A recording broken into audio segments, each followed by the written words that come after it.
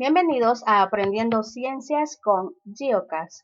En esta oportunidad vamos a trabajar con los niños y niñas de séptimo grado con la fase 1, semana 3 de las guías del Ministerio de Educación de El Salvador bajo el tema Propiedades y Magnitudes Físicas.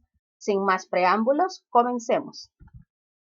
Dice que las magnitudes físicas son las propiedades de la materia que pueden medirse y ser expresadas con un número y una unidad.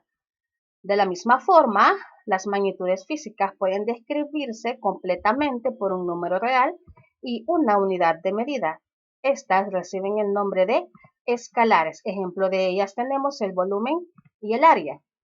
Y dice que también cuando las magnitudes físicas no pueden describirse solamente por un número real o escalar, sino que para definirse completamente es necesario expresar la dirección y un sentido. A estas se les conoce como magnitudes vectoriales. Ejemplo de ellas tenemos el desplazamiento, la velocidad y la aceleración.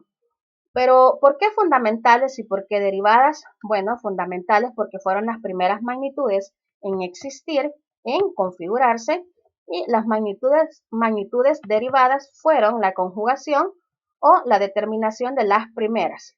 Vemos, por ejemplo, dentro de magnitudes fundamentales tenemos la longitud y su unidad de medida es el metro. Si nos vamos al factor o magnitud derivada, vemos la magnitud velocidad y nos damos cuenta que la unidad de medida es metro por segundo, es decir, que estamos haciendo uso de la unidad de longitud y de la unidad tiempo. Entonces, las magnitudes derivadas es la combinación de una, dos o tres magnitudes fundamentales. Dice que un vector es una magnitud física que tiene longitud, dirección y sentido y puede representarse gráficamente mediante un segmento de recta dirigido.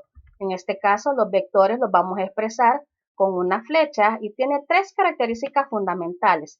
Tiene una magnitud, tiene un sentido hacia dónde está dirigido, pues un sentido derecha, izquierda, con una dirección norte, sur, este, oeste o la combinación de estas, o la magnitud que sería el número por el cual está dado.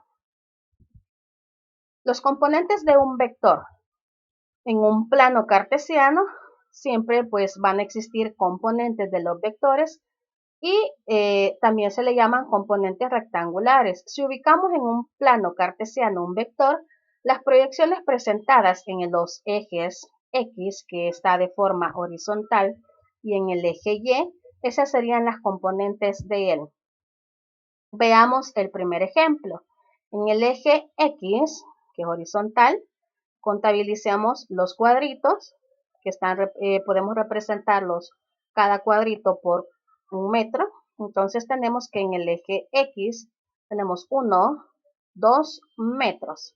Entonces X es igual a 2.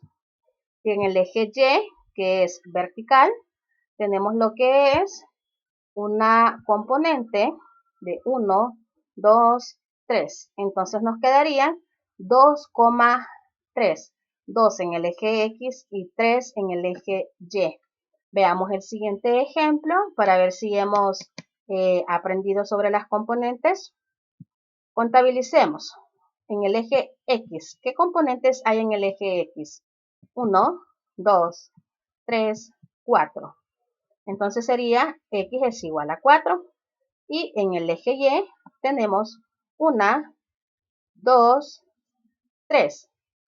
Entonces Y es igual a 3. Entonces las componentes me quedarían 4,3.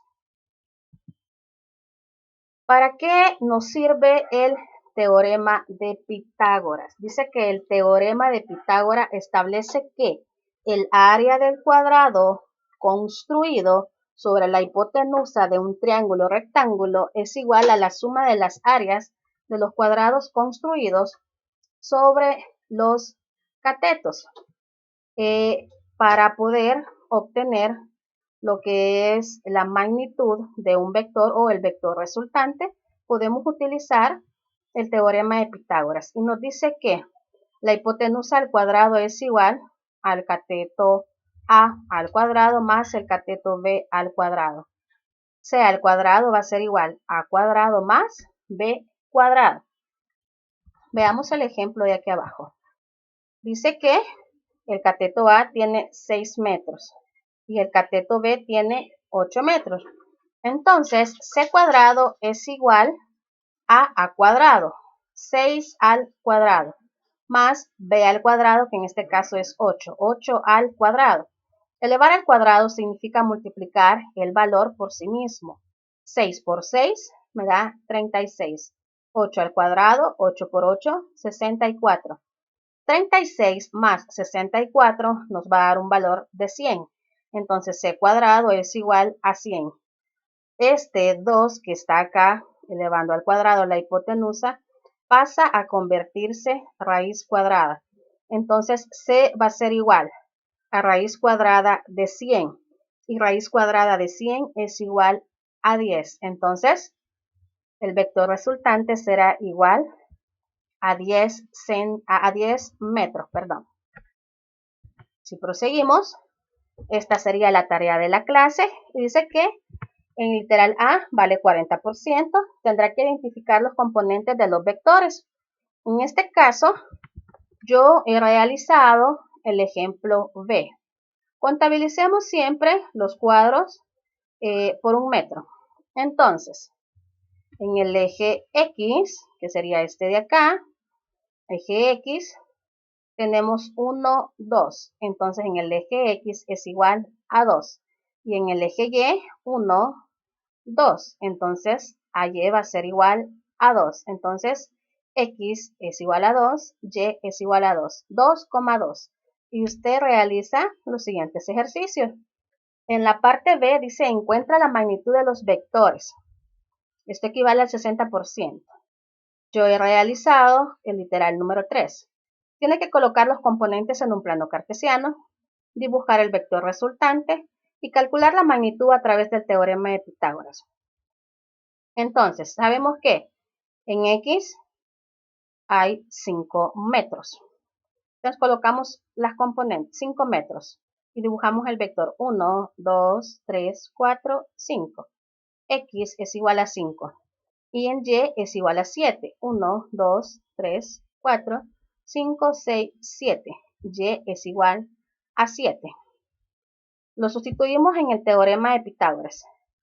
C cuadrado es igual a A cuadrado más B cuadrado. A cuadrado en este caso es 5, B cuadrado en este caso es 7, y como hemos dicho antes que C cuadrado va a ser igual. 5 al cuadrado sería 5 por 5, 25. 7 al cuadrado, 7 por 7, 49. 25 más 49 me da un total de 74. Este 2 pasa a convertirse raíz cuadrada, entonces C va a ser igual a la raíz cuadrada de 74. Y la raíz cuadrada de 74 es 8.6. Entonces, la magnitud del vector sería 8.6. Si te gustó nuestro video, suscríbete al canal, dale un like y activa la campanita para próximas notificaciones. Bendiciones para todos los niños y niñas de séptimo grado del Cantón Centro Escolar Cantón Tecomate Peque. Hasta la próxima clase.